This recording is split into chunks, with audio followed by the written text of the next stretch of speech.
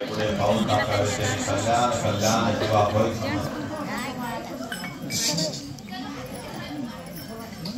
आपण सत्संगात आलो आहोत, आपण कोणाच्या घरी आलेलो नाही, त्यामुळे आपली बडबड खुशी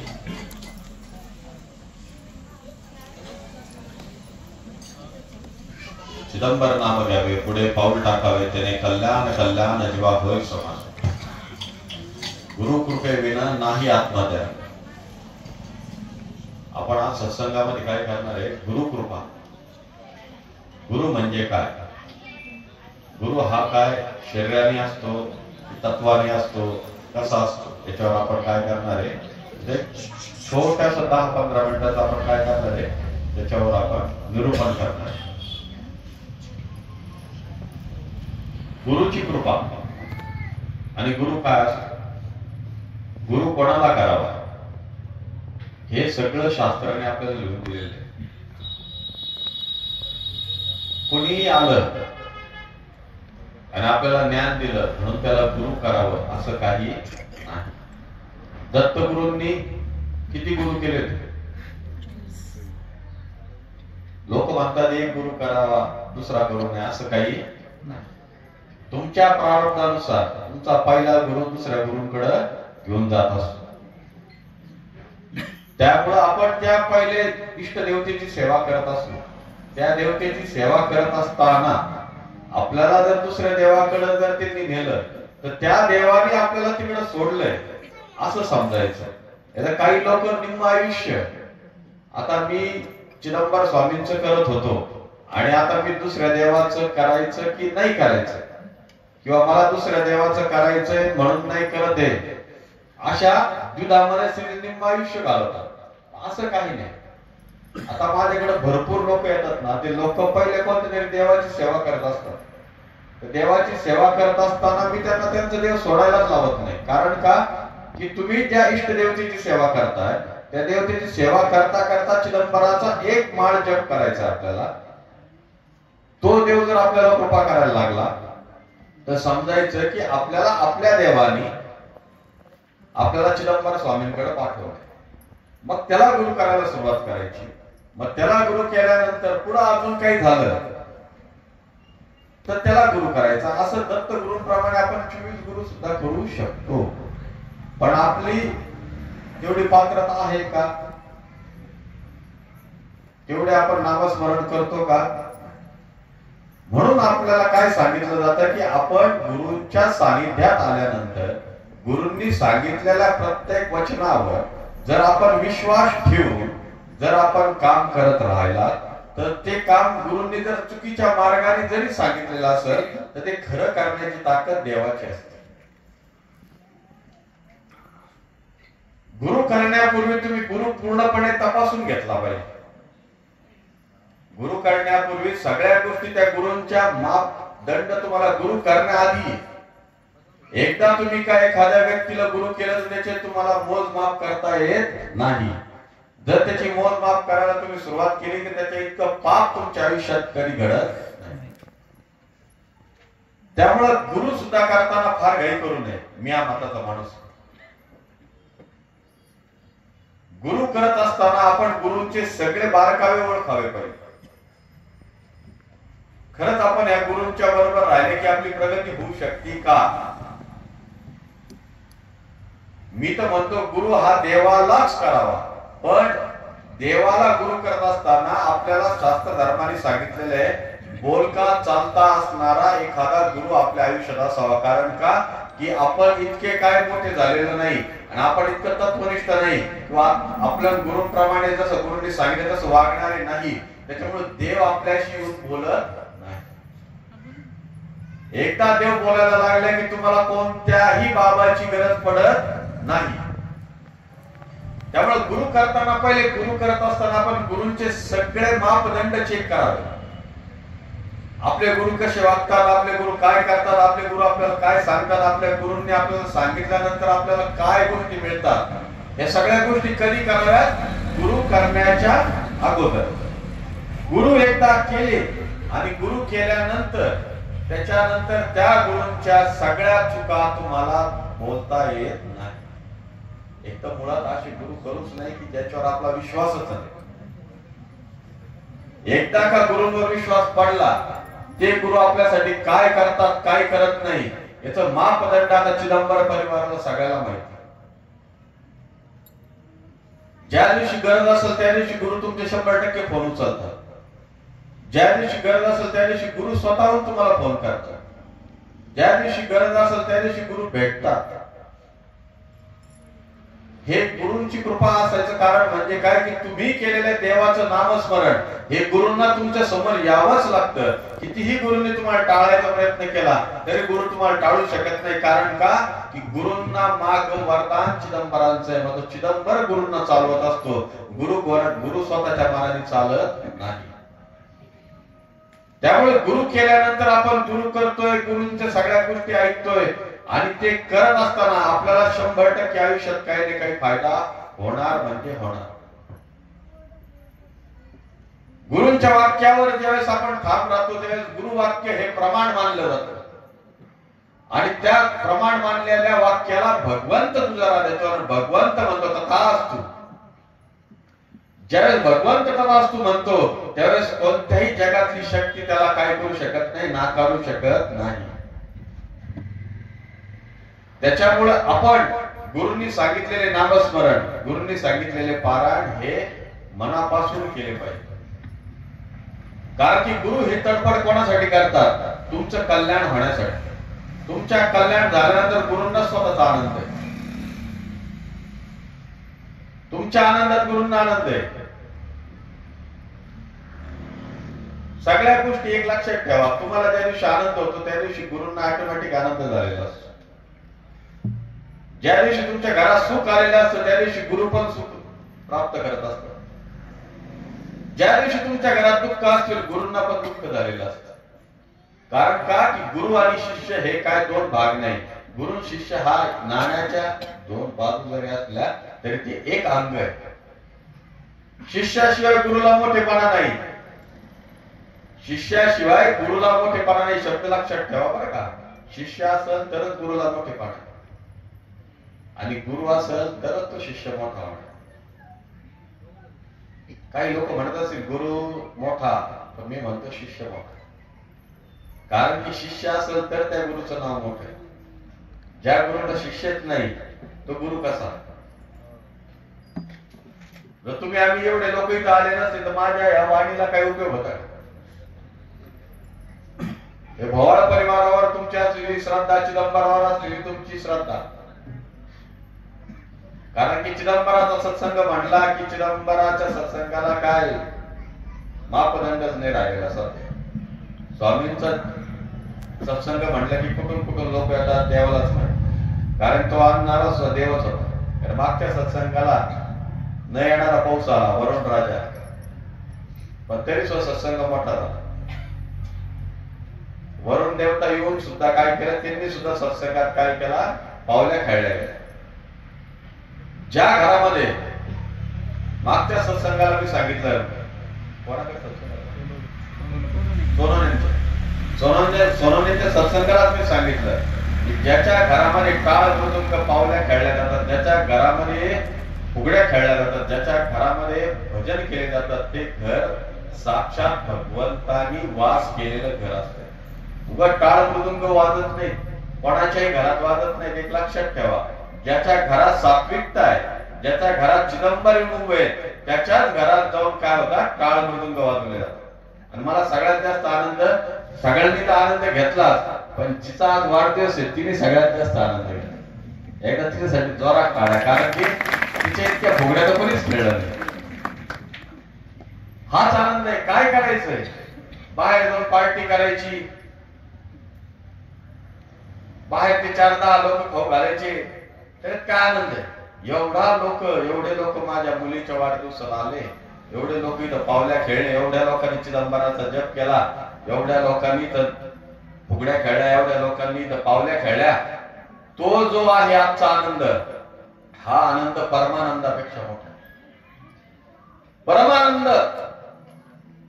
देव भेटल्यापेक्षा जास्त आनंद यायचा. कारण की ज्या दिवशी टाळ वाजवले जातात, मृदुंग वाजतात, ज्यावेळेस तुम्ही फुगड्या खेळतात त्यावेळेस त्या फुगड्यांच्या जवळ भगवान विठ्ठल स्वतः पावल्या खेळतात, भगवान चिदंबर स्वतः पावल्या खेळतात, भगवान स्वामी समर्थ महाराज स्वतः पावल्या खेळतात, भगवान गजानन महाराज स्वतः पावली खेळतात, स्वतः दत्तात्रय महाराज इथे उभे असतात.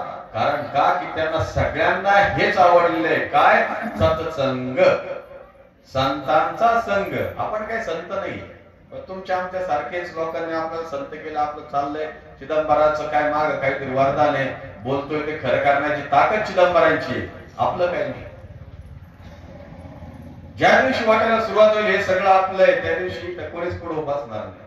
कारण का की हे बसतात तुम्ही, पाया पडतात तुम्ही, हे चिदंबर म्हणून पडतात आणि चिदंबराच्या चरणात हे सगळं अर्पण करतो आपण. आणि गुरुच्या वाक्यावर, गुरु कृपे विण नाही आत्मज्ञान, हे ज्या दिवशी आपण समजून सुरुवात करू त्यावेळेस तुम्हाला सगळ्यांना एकच गोष्ट सांगतो, गुरुच्या वाक्यावर, गुरुंनी सांगितलेल्या शब्दावर जो कोणी खडतर प्रवास जरी असेल तरी तो प्रवास जरी असला तरी ते गुरुंनी आपल्याला सांगितलेलं आहे. दगडावरून जरी चालायला सांगितलं, विस्तवावरून जरी चालायला सांगितलं तरी तो विस्तव शांत करण्याची ताकद गुरुंची.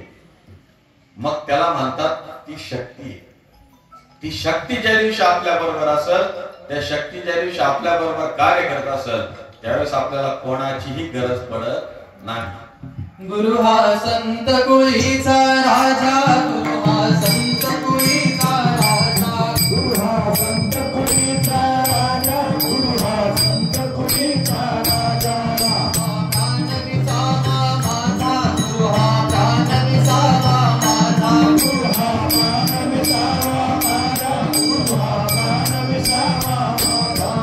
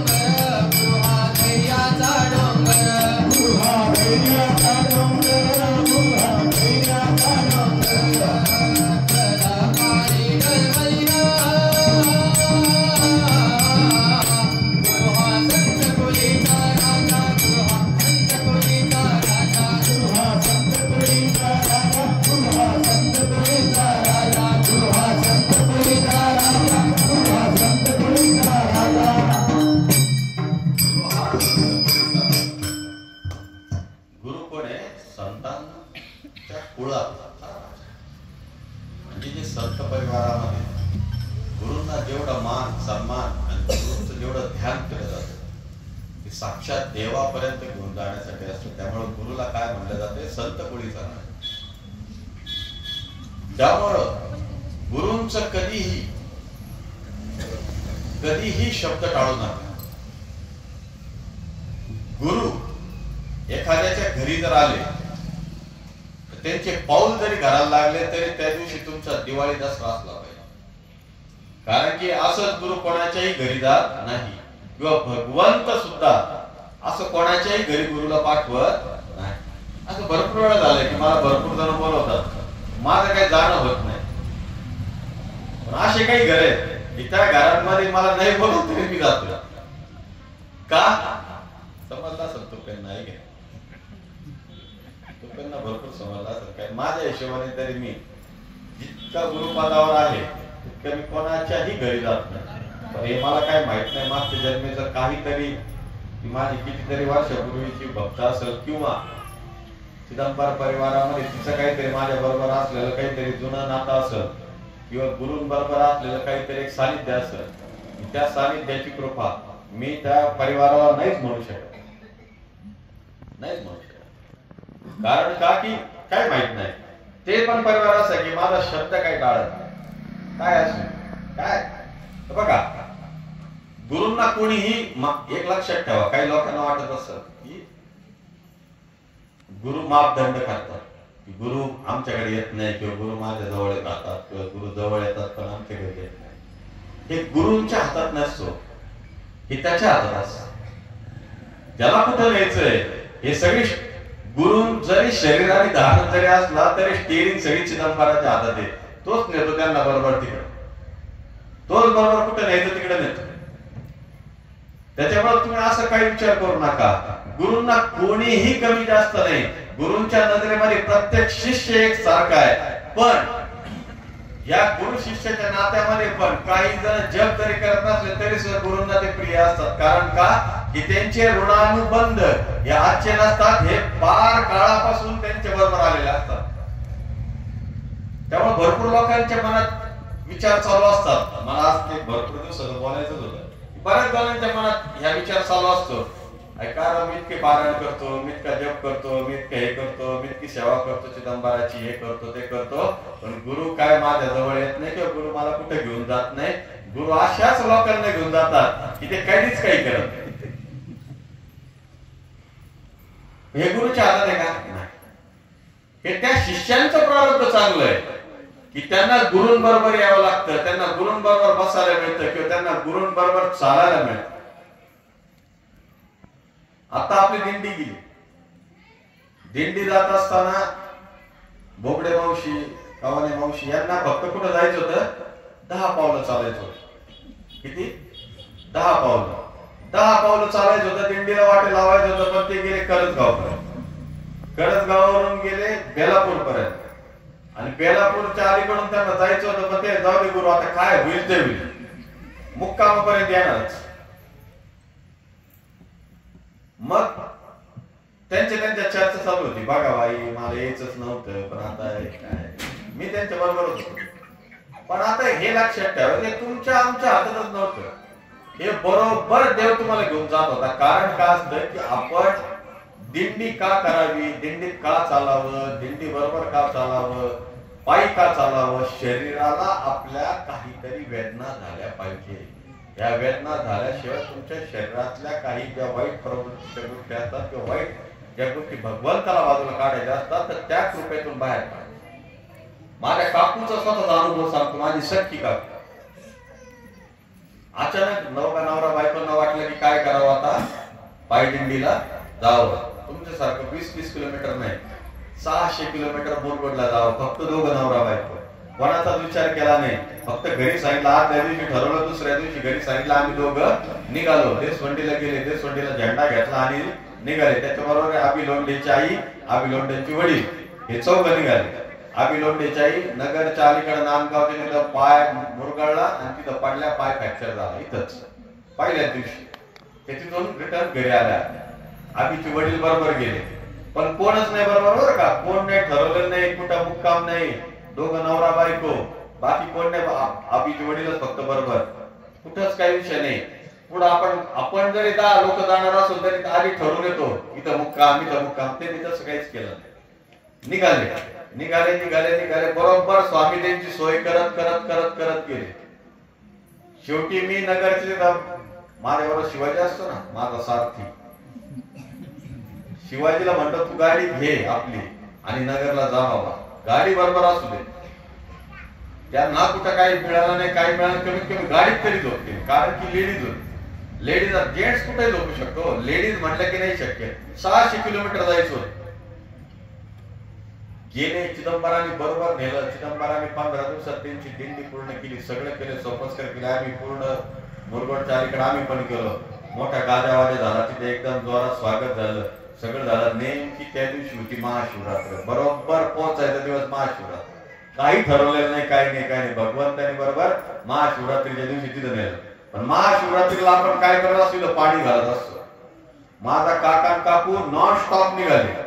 सकाळी 12 वाजता निघाले, रात्री बरोबर 10 वाजता आपल्या देशवंडीच्या मंदिरात.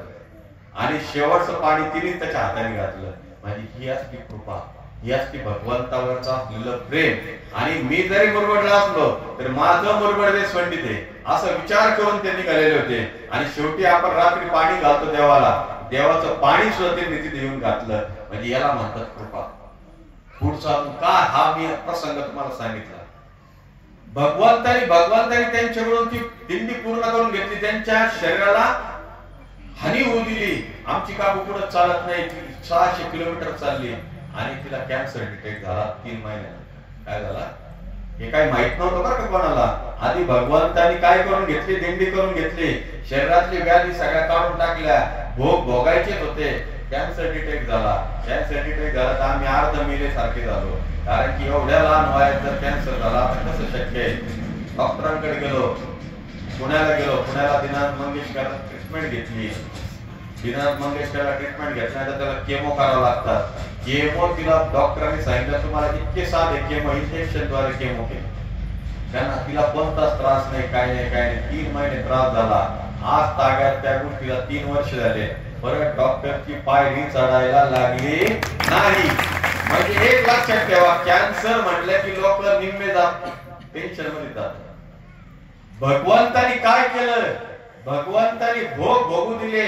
रामाला सुद्धा ज्या दिवशी राजगादीवर बसायचं होतं त्या दिवशी कुठे पाठवलं, वनवासाला पाठवलं. तुम्ही आम्ही तर फार नाला घेऊ, तुम्ही आम्ही तर मिनिटाला खोटं बोलतोय, तुम्ही आम्ही तर मिनिटाला पाप करतोय. आपण तर कुठं जाणार आहे, आपल्याला काय स्वर्गात जागा नाही हो, आपण पण तिकडेच आहे. पण हा जन्म चिदंबराचा जप करतो, पुढचा जन्म घेईल आणि तुझ्या चिदंबर तुझ्या चरणात राहील. आणि ह्या जन्मात का होईना इतका अथक मी चिदंबर करील आणि तू मला भेटायला येशील. हे ध्येय बाळगा. देव भेटला पाहिजे. 1.25 कोटी शिव चिदंबर जप जर तुम्ही लिहून झाले ना, तुम्हाला चिदंबर भेटायला येतात. 20,000 अभंग राजाराम महाराजांचे जर लिहून घेतले तर स्वतः राजाराम महाराज भेटायला येतात. किती सोपं आहे. का नाही इच्छा बाळगायची. आजपासून एखाद्याने म्हणायला सुरुवात करा, मी करणार गुरु 1.25 कोटी शिव चिदंबर. आजपासून एक जण म्हणा, मी 20,000 अभंग म्हणतो, लिहितो. भेट घ्यायचा विचार करा. देवाची भेट झाली पाहिजे. म्हणून एक लक्षात ठेवा, ते अथक परिश्रम करून घेतले भगवंतानी. कॅन्सरचा आता कोणताही त्रास नाही. कॅन्सर काय झाला, मुक्त झाला.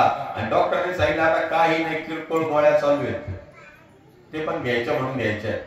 नाही तर बाकी कोणता त्रास नाही. ती आता शिकवणी घेतली. परत बोलता येतं, घशाचा कॅन्सर होता, बोलता येतं, सगळं होतं, सगळ्या गोष्टी होतात. सगळ्या गोष्टी डॉक्टरांनी क्लिअर करून दिल्या. डॉक्टरांची इच्छा असते काय, तिची इच्छा नसते तर काय झालं. पण चिदंबर इतका मनापासून करतात. चिदंबरासाठी पण काही पण करण्याची तयारी, महास्वामींसाठी कोणती गोष्ट करण्याची तयारी दोघांवर आहे. चिदंबरांनी गुरु आपल्याला केलं, पण माझ्यापेक्षा जास्त सेवा चिदंबराची ते काय. त्याच्यामुळे एक लक्षात ठेवा, तुमच्या पण आयुष्यात येणाऱ्या ज्या काही खडतर गोष्टी असतील, भगवंत असा तुम्हाला कळणार सोने असं मोकळं करून देईल तुम्हाला. पण त्यासाठी तुम्हाला काय करावं लागेल, त्या देवावर प्रेम करावं लागेल. मी प्रत्येक वेळेस सांगतो, आपण भगवंतावर कसं प्रेम करायचं की तो माझा कृष्ण आहे, मी त्याची राधा आहे. राधा ही स्त्रीलिंगी पुल्लिंगी नाही. राधा एक तत्व आहे. राधा कोणी बघितलेली नाही. राधा एक तत्व आहे. जशी हवा आहे ना तशी ती राधा आहे. राधा तुमच्या हृदयात आहे, ते तुम्ही प्रेम केलं पाहिजे. लोकांना ती राधा कृष्ण हा शब्दच वेगळा वाटतो. राधा कृष्ण सारखं प्रेम करतो. राधा कृष्ण सारखं प्रेम करायला तुझी लायकी ते नाही. लोकांना प्रेम म्हटले की दुसरंच विषय. प्रेम करावं तर राधेसारखं. कारण का की एवढ्या गोपिकांमध्ये सुद्धा कृष्णाने कोणाला निवडलं, राधेला. कारण की ती मनापासून कृष्ण कृष्ण कृष्ण कृष्ण कृष्ण. झोपेत सुद्धा तुम्हाला चिदंबर आठवला पाहिजे. डोळे उघडले तरी चिदंबर नाव घेतलं पाहिजे. बाजूने चालताना सुद्धा चिदंबर म्हणला पाहिजे. आपल्या जी शेजारची गप्पा मारणार तरी आपल्या मुखात चिदंबर म्हणला पाहिजे. आता प्रत्येक वेळेस मी अनिलचं उदाहरण देतो. आता अनिलचं उदाहरण द्यायचं नाही, आता मी तांबेऱ्याचं उदाहरण देतो. दीपक शेलार आपल्याकडे येतोय. दीपक शेलार एकटा यायचा पहिले. आता दीपक शेलार बरोबर पूर्ण तांबेरे गाव यायला लागले. आणि तो दीपक शेलार मला आज सकाळी माझ्या घरी भेटायला आला होता. टरबूज वाडी त्याची दिली. टरबूज वाडी स्वामींना ठेवल्याशिवाय तो विकणार नाही असं तिने शब्द दिला. आज सकाळी स्वामीने टरबूज ठेवलं. वाडीचं पूर्णपणे वाडी काढली. वाडी त्याची अनिलपेक्षा भारी निघाली. एक टरबूज 8-9 किलोचं त्याचं सुद्धा आणलं. भाई तुम्हाला असं वाटायचं तूच काढतो काय एवढं भारी टरबूज, तुझ्या पैसे भारी टरबूज त्याचं. हे सांगितलं गुरु आपण बघतो उदी, मग आणि उदी मारतो तर मी का नाही मारायची? उदीचा कार्यक्रम आहे. स्वामींनी म्हणे 2 लाख रुपये खर्च झाला होता म्हणे वाडीला. किती दिले दीपक? कुठे गेला दीपक? आहे 2 लाख रुपये खर्च झाला, 4.5 लाख रुपये 60 दिवसात. किती? 60 दिवसात. भगवंत कृपा करायला लागल्यावर काय सकाळी काय माझ्या मित्राला सत्वा त्या बिगा काय म्हणतात, बिगा भरायच्यात किती टांबट झाले. मला बिगाचा शब्द नाही कळत त्याचा सकाळचा. अर्धा एकर मध्ये किती झाले? 6 लाख. याच्या अगोदर शेती करतच होता ना, काय परिस्थिती आता लगेच डायरेक्ट स्वामींच्या ज्या कृपा आहेत, फक्त कशाचा आदेश मानतो बाळा, शब्दाला प्रमाणे. मला विचारल्याशिवाय तो कुठे असू, सत्संगात असू, कुठे असू, कोणत्याही एरियात असू, मला सांगितल्याशिवाय तो पाय सुद्धा बाजूला टाकला. कुठे गेला, कुठे जरी गेला, दिंडी सुद्धा मी एक ठिकाणी बसलेलो होतो, पण तो नाही सगळे गाडी जाऊन बसले, पण पट्ट्या मला शोधत झाला. गुरुला सांगितल्याशिवाय पाय चालू शकत नाही म्हणे माझं. याला म्हणतात गुरुंवर असलेली श्रद्धा. परत आला विषय तिथं गुरुंवर. गुरु कृपा करायला लागले की असे काय कृपा करायला लागतात की तुम्हाला तुमचं कोणतीच जोडी फाटकी ठेवत नाही. भले ते नामस्मरण करत असू किंवा करत नसू, ऑटोमॅटिक सगळ्या गोष्टी घडत असतात. आता तो मला म्हणे की मी त्या टरबूजवाडीच्या जागेवर किती जप केला असेल गुरु, देवालाच माहिती. म्हणे सारखा टरबूजवाडीत बसलं की शिवचिदंबराची. मग चिदंबराला सुद्धा ती वाडी काय करायला लागली, भरघोस करायला लागली. सकाळी आलेल्या मित्रांनी एक टरबूज नेलं माझे, ते ना टरबूजच पाहिलं नाही म्हणे. एक टरबूज काय झालं तेवढं पोच करा.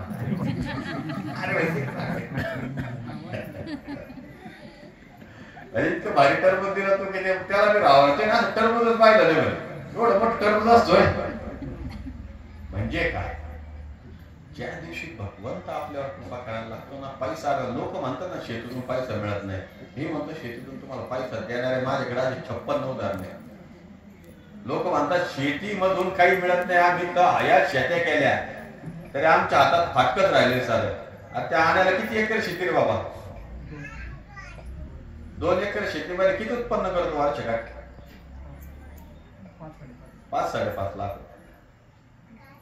मला सांगा, इथं 5-25 एकर आले म्हणजे आम्हाला काहीच राहत नाही. आणि त्याला जर 25 एकर दिले तर मला वाटत 2-4 वर्षात पट्टे दिसत व्हायला. करण्याची वृत्ती पाहिजे, चिदंबरावर विश्वास पाहिजे. तिने निम्मी ओरी दीपकलीच सांगते आमची. निम्मी ओरी प्रत्येक वेळेस एक ड्रम भरून उदीच घेऊन जातो. तो म्हणतो हे काय फवाऱ्या बिवाऱ्याचं खरं नसतं म्हणे गुरु. ती उदी मारली की मनाला समाधान असतंय की आपली 100% तो वावर म्हणलं क्वालिटीचा. असाच काष्टीचा आपला भक्त आहे, कडाष्टी नारायणराव शेकडे, नाव पण सांगतो, नंबर पण घेऊन टाकला. ते म्हणे ज्यावेळेस कांदा लागवड झालेली होती, कांद्याचं रोप लावलेलं होतं, त्यावेळेस अचानक पाऊस आला होता. ते म्हणे आजूबाजूच्या सगळ्यांचे पीक खराब झाले, माझं पीक असं हिरवगार. कारण का की त्या पिकामध्ये चिदंबराची उदी मारली. सगळे लोक तू काय केलं म्हणे? ते म्हणे तुम्हाला कळणारच नाही म्हणे, माझ्याकडे जादू, माझ्याकडे चिदंबर आहे. गुरूंनी सांगितलेला शब्द, गुरूंनी सांगितलेल्या गोष्टी जर पाळल्या तर काय होतं याचं पूर्णपणे उदाहरण. काल एक माझा जवळचा तुमच्या गावातलाच एक जण एकदम निस्सिम भक्त आहे, नवरा बायको. तिने मला एक किस्सा सांगितला, मी चेडा झालो. असं म्हणे मी एक जणांना ट्रान्सफर केले पैसे, आणि ते पैसे जेवढे माझ्या अकाउंटला तेवढेच पैसे होते. मी पुरे पैसे ट्रान्सफर केले आणि त्या माणसाला पैसे मिळाले, आणि माझ्या अकाउंटला जे ट्रान्सफर केलेले पैसे तसेच उभे होते. म्हणजे ते पैसे त्याला मिळाले पण माझ्या अकाउंट मधून पैसे गेले नाही. मी कोणी केलं? मी म्हणलं सांगू नको भगवानाला, ज्याला टाकले ते वळत भर आता नाही मिळाले मला, कोणाला सांगू नको म्हणते. हाय आपल्यातला काळजी नका करू, थोडा वेळ जाऊ द्या, सांगेन त्याचं नाव घे. त्याच्यामुळे एक लक्षात ठेवा, स्वामी काय करतील सांगू शकत नाही. त्यामुळे एक लक्षात ठेवा, गुरु आणि गुरु आदेश, चिदंबर आदेश जे काय असेल त्याला प्रमाण माना आणि ते प्रमाण म्हणून कार्य करायला लागलं की कुठंच कमी पडत नाही. हेच आपल्या गावाचं वरदान असलेलं मेहसाब बाबा, हे पण आपले गुरु. त्याला मिनीनाथ बाबा म्हणत असतील, काही मेहसाब बाबा म्हणत असतील. हे पण आपलं काय आहे, गुरुचा आदेश देतो. कारण ते साक्षात नाथ महाराज स्वतः तिथं असल्या कारणाने आपलं कोण आहे ते हृदय. त्यांचाच कृपया आशीर्वादाने पुढच्या महिन्यात तुमच्या गावची यात्रा आहे. दरवर्षी आपण त्या यात्रेमध्ये चिदंबर महास्वामींची काय काढतो, सादर करतो. तर मी तुम्हाला सगळ्यांना आग्रहाचं निमंत्रण देतो. 3 तारीख आहे, 3 तारखेला 2 तारखेला आपली सादर करतो. आपली आपण ज्या वेळेस शनिवार येतो ना त्यावेळेस आपली सादर निघते. कारण की आपला वार कोणता आहे, चिदंबराचा शनिवार. बापांना पण आनंद होतो, शनिवारी माझा चिदंबर माझ्यापर्यंत आले. तर या वर्षी मी स्वतः तर येणारच आहे, पण माझ्या मते सगळ्यांनी आपल्या चिदंबर परिवाराने सगळ्यांनी त्या काय आलं पाहिजे, चादरला आलं पाहिजे. कारण की हा सगळा आनंद त्याच्यासाठीच आहे. तुम्ही सेपरेट जाताच, पण चिदंबरा बरोबर महास्वामींची चादर घेऊन तुमचे हात सगळ्यांचे लागले पाहिजे. माणसांबरोबर लेडीजनी पण तिथं आलं पाहिजे. कारण आपण काय मागच्या वर्षी सगळे लोकांना आनंद झाला. कारण का तिथे चादर घालून आपण काय केलं, सगळ्यांनी बसून भजन केले. ते म्हणे तिथला हात वरती उभे असणारे लोक मला येऊन सांगून गेले, गुरु असं पहिले कधीच झालं नाही. फार आनंद झाला म्हणे.